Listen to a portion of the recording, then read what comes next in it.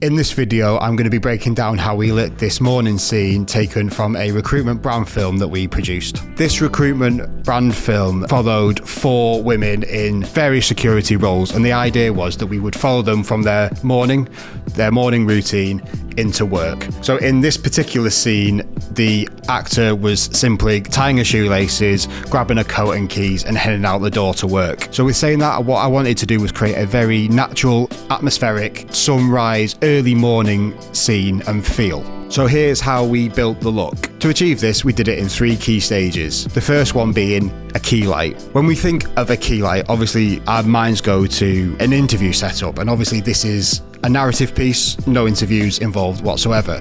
So when I say key light, what I really mean is the main source of light in the scene. Now on this shoot, we were actually quite lucky that the sun was out during the day. It was a very nice, bright day. And in this hallway scene, there was actually a big window with a bench underneath it where we would place our subject. So this window also had some shutters on it, and that was casting some nice kind of patterns on the wall and on the floor. So this gave us a really good starting point, because what I actually wanted to do was create a very natural looking scene. However, even though the sunlight was kind of doing our job for us, first of all, we can't rely on that the whole day, and second of all, it actually wasn't strong enough, believe it or not. So to control the light, what we did is stick the Aperture 600X Pro with the f10 Fresnel head outside on a big heavy duty stand. We got that as high as we possibly could and angled the light down. The good thing about using the Aperture 600X is the output, as obviously we're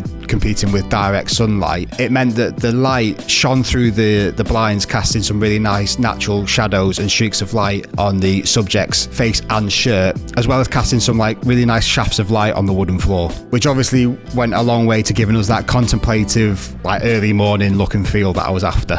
The second thing that we did to achieve this early morning sunrise scene is atmosphere, and by atmosphere I specifically mean haze. Now if you are in the industry, if you're a filmmaker yourself, you know that this is a bit of a cheat code. The reason why we introduced haze into the room is to enhance the light shafts that were coming from the window. What haze does really well is it helps lift the highlights and create this like cinematic immersive feel that is like real and lived in, which is something across the film, but more specifically in this scene is something that I wanted to achieve. The very last thing that we did to achieve this look was to introduce a fill light on camera left. In the hallway to camera left, there was the front door which had a window pane in it. Now obviously this was letting in natural light, so obviously we needed to control this light, and rather than flagging it, I introduced a F22C on a boom arm to use as a fill light. So what this essentially did was give us a subtle directional fill on the subject's face that helped keep the details without flattening the overall contrast of the image.